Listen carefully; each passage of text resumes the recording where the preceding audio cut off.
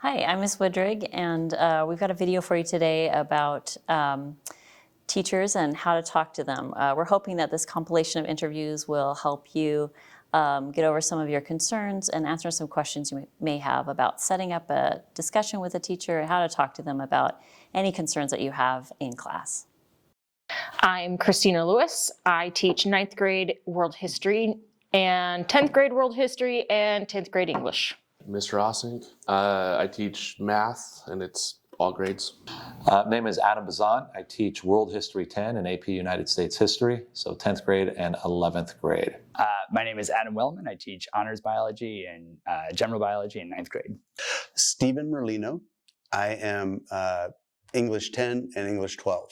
Oh, I'm Dory Weber, and I teach World History 9 and World History 10. How should a student approach you when they're struggling with understanding content? It's mostly when should they approach me. I think just admitting that they're struggling to understand the content is the first thing. So raising your hand in class and asking questions is always awesome. If you have a question, chances are 10 other people in the room have the same question. Just making sure that they know what their question is. Setting up an appointment. There's really no wrong way to approach me when it comes to content, understanding content, getting help, whatever that is. Anytime a student has concern, stop by and let me know. Or email, that's always good too if a student's a little nervous about, person to person. I want to help them. What advice would you give a student who is feeling lost and overwhelmed in class? First thing is to talk to the teacher. And just communicating that to me. Raise your hand, I'll come to you. Say, hey, Ms. Lewis, I have a question. I will come to you, or you can come directly to me if I'm at my desk. Ask questions. Just send me an email. Oh, tell me right away.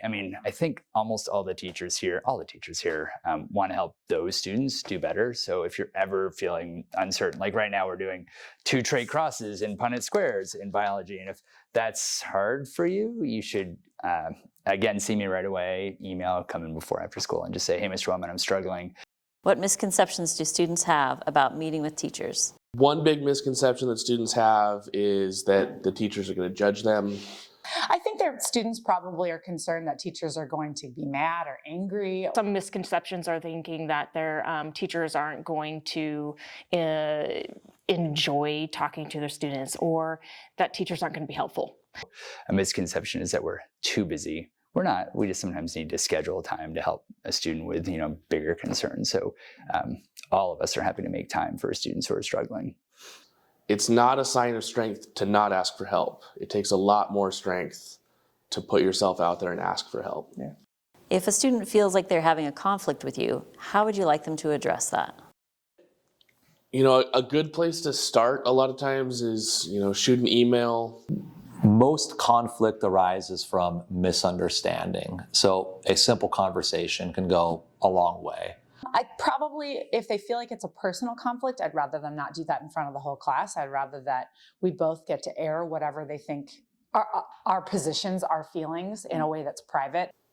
Always assume positive intent where possible. When is an appropriate time for students to talk to you about a concern or arrange a meeting? The first place to start would just be shooting an email saying, hey, is there some time that we can talk about this? And then we can come up with a time that works for both of us. Times when students are working one-on-one and I'm not supposed to be leading the whole class through instruction are usually good times. Email is probably the most efficient means to just get that message across and get a response. If it's right before class, it's not too crazy. Just come up and say, hey, Mr. Wellman, are you free tomorrow before school? Or it's fine. If that doesn't work, the 15 minutes before or after school, it's usually a little calmer. Pass is great too. What is important for students to remember about their tone when contacting you? I guess that depends on the manner in which we're being contacted, right? When we're talking to each other face to face, you can read expressions, you can look at eye contact, you can see if there's a smile or if there's anger, you can see if there's sadness behind their eyes. Where it gets tricky is via email.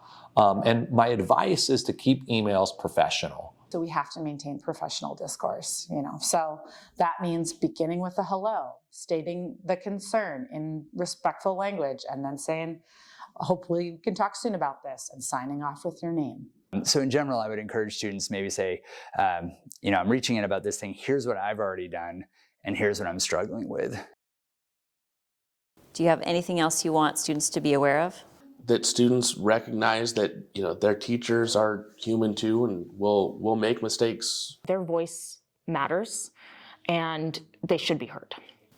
We hope that this video helped you feel more comfortable approaching your teachers and advocating for yourself.